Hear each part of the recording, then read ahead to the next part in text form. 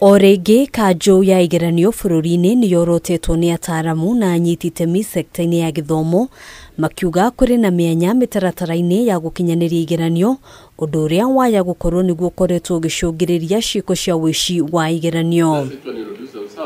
Mbere ya kamĩtĩ ya mbunge ĩgiĩ gĩthomo, Amos Kaburu, mũtaramu wa maũndũ makoniĩ gĩthomo, augĩte kanjũ ya igeranio ĩrĩ na ciũria nyingĩ mũno cia gũcokia ciĩgĩmaine na mĩtaratara ya igeranio, kũrĩa ekĩrĩire nganja ũhoti wa kanjũ ĩno gũkinyanĩria wĩra wayo kumana na namba nini ya aruti a wĩra. Because this goes to the heart of the structural challenges that NEC is facing because of the complexities of the logistics involved.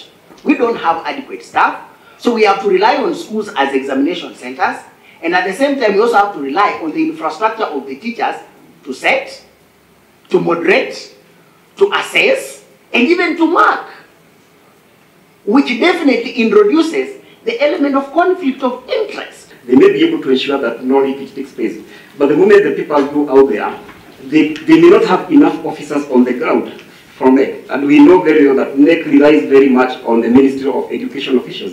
The quality assurance officials are the ones now who take charge of the examinations when they go to the center. Kaburu oho agĩtarĩria ũgwati wa gũkorwo arutani arĩa marathomithia no macokaga gũthiĩ kũharĩria na kũmaka igeranio, akĩendekithia gũtigithũkanio kwa mĩtaratara ĩno. For these professional bodies, they have had to separate teaching, assessing, and even marking.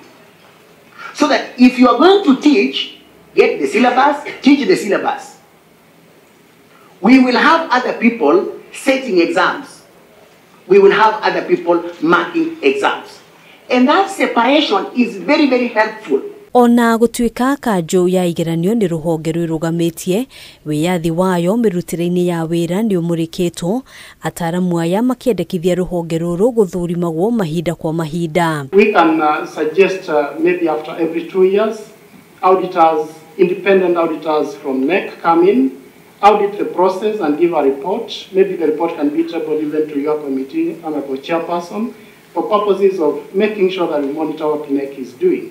Currently, we don't do this. Hamwe na mendekithia mangĩ marĩa maheanĩtwo nĩ gũthomithia werũ maabitha arĩa mararũgamĩrĩra igeranio, kũgathĩka watho mũhiũ wa arĩa manyitĩkana makĩhenania igeranio-inĩ, kuongerera kĩgĩna na kũgacĩrithia mĩrutĩre ya wĩra ya arũgamĩrĩri a igeranio, na kũgacĩrithia ũgitĩri na gũthũrima ikĩro ciothe hĩndĩ ya igeranio. If it is possible, Chair, members of the committee, is it possible that during examination the mobile technology in that center be disabled, especially hotspots? It may not do that in all areas.